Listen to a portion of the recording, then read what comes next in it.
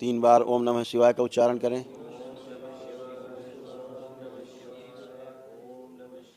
तीन बार तालियां बजाएं।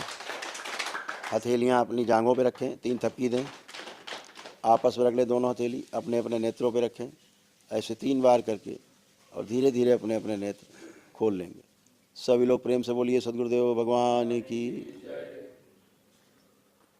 आप सभी के संकल्प पूर्ण हुए, कोई भी संकल्प आपका अब शेष नहीं। इस समय बेंगलोर से, कर्नाटक के इस प्रमुख जिले बेंगलोर से आपको संकल्प करा रहे थे। जो भी आप संकल्प कर रहे थे,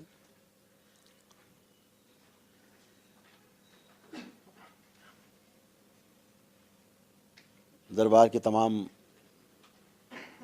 कार्यक्रम जो बेंगलोर में लगे हुए हैं और कर्नाटक में और तमिलनाडु में लगे हुए हैं, वहाँ पर यात्राएं हैं और धार्मिक कार्यक्रम हैं, धार्मिक आयोजन हैं। जैसे आज बेंगलोर में भी वीर हनुमान के मंदिर में, मारुति नंदन के मंदिर में एक बड़ा हवन हुआ, दिव्य हवन किया गया, जिसमें तमाम श्रद्धालु भक्त कर्नाटक के और दूर दूर से लोग आकर के इकट्ठे हुए। दरबार की शक्ति खुली हुई है कि जब भी बाहर जा कर के इस तरह से दिव्य हवन होंगे या कथाएं होंगी, कथाओं में लोग उपस्थित होंगे और उस कथा के पश्चात वहाँ दिव्य हवन होगा। जो लोग हाजिरी वहाँ लगा रहे होंगे दरबार में, उन सभी के कष्ट उनकी उपस्थिति मात्र से नष्ट होंगे। ऐसा ही हुआ भी, उसकी शुरुआत आज से कर दी गई है और वहाँ पर उपस्थित सभी लोगों को लाभ हुआ ईश्वरी कृपा से।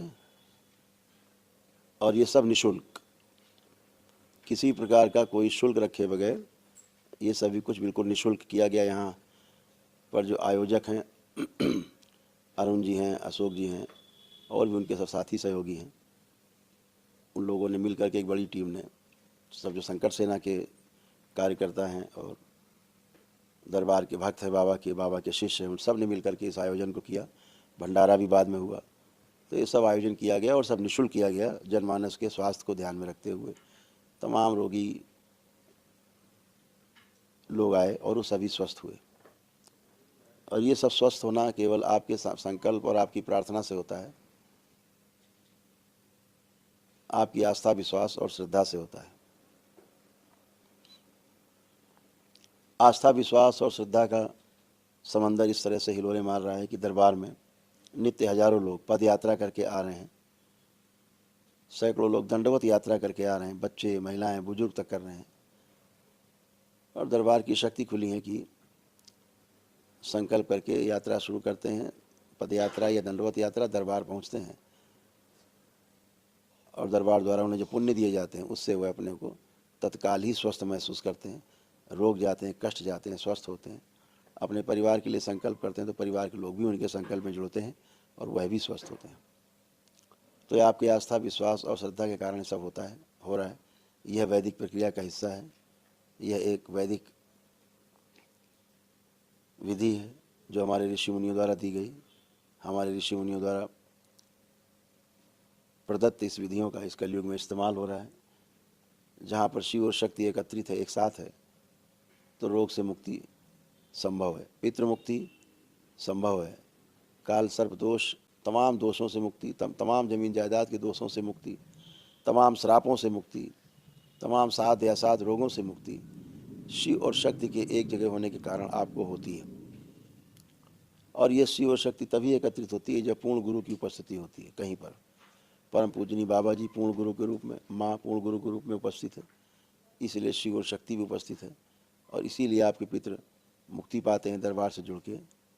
केवल पद यात्रा करके आते हैं, उसी से मुक्ति पाते हैं। बगैर पितृ मुक्ति हुए, बगैर दोषों से मुक्ति हुए आपके रोग कष्ट नहीं जा सकते। इस बात को अच्छी तरह समझ लेना चाहिए। आप इसीलिए स्वस्थ होकर बैठे हैं कि रोग और दोष आपके नष्ट हुए हैं, तमाम पितृदोष नष्ट हुए हैं, गंदगी गई है, तो सब अच्छे अच्छे हैं। तो आप सभी स्वस्थ हैं, स्वस्थ रहें, यही दरबार की मंगल कामना आप सबके लिए। आने वाली 26 दिसंबर को पूर्णिमा है। जो दीक्षा बाबा से लेना चाहते हैं भक्त सभी, वो अपने रजिस्ट्रेशन कराते रहेंगे। जो पदयात्री हैं वो ज़रूर अपना रजिस्ट्रेशन करा के और दीक्षा ग्रहण करेंगे। वो सभी लोग जिनको स्वस्थ होना है बाबा से दीक्षा लेकर के, जो पदयात्री हैं उन्होंने दीक्षा ग्रहण करनी है। जो और परिवार के सदस्य को लोग स्वस्थ रहना चाहते हैं सदा के लिए, वो सभी लोग दीक्षा ग्रहण करें और ऊर्जा फिर उत्पन्न हो और बृहद ऊर्जा आपके पास रहे, जिससे आपको रोग और कष्ट आने ही ना पाए और आप शारीरिक, मानसिक और आध्यात्मिक रूप से हमेशा स्वस्थ बने रहें। अपने कर्म ही अपने साथ हैं, तो ऐसा नहीं कि परिवार के एक आदमी आपके कर्म भोग ढोता रहेगा। ये तो वही हालत हो गई कि पितर लदे हुए उनके कर्म भोग आप ढो रहे हैं, आपके कट ही नहीं रहे, पितरों के भोग काटने में लगे हैं। तो ऐसे एक व्यक्ति सबके भोग काटता रहे, ऐसा ठीक नहीं। सभी लोग अपना अपना अलग अलग दीक्षा ले करके और दीक्षित होकर के अपना दरबार से जुड़ करके, बाबा से जुड़ करके और मंत्र जाप आदि राम जो नाम जप दिया जाता है वो करके और स्वस्थ बने रहें।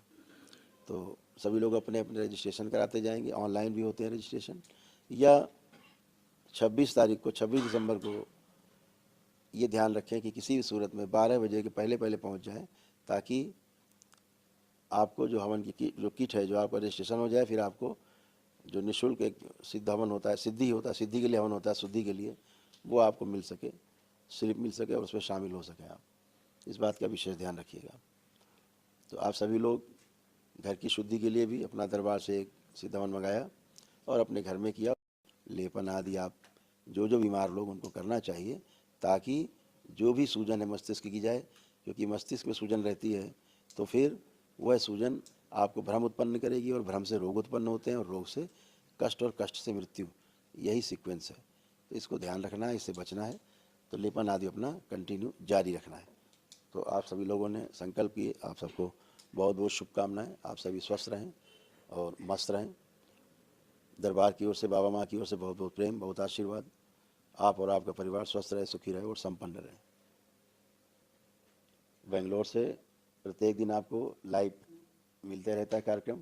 जो दरबार में वनडे हवन कर रहे हैं उनको यहाँ से ट्रीटमेंट करते ही रहते हैं, ऑनलाइन चलते ही रहता है। तो सभी लोग अपने अपने अनुसार अपना कार्यक्रम तय करेंगे। आप सभी लोगों को बहुत नमः शिवाय।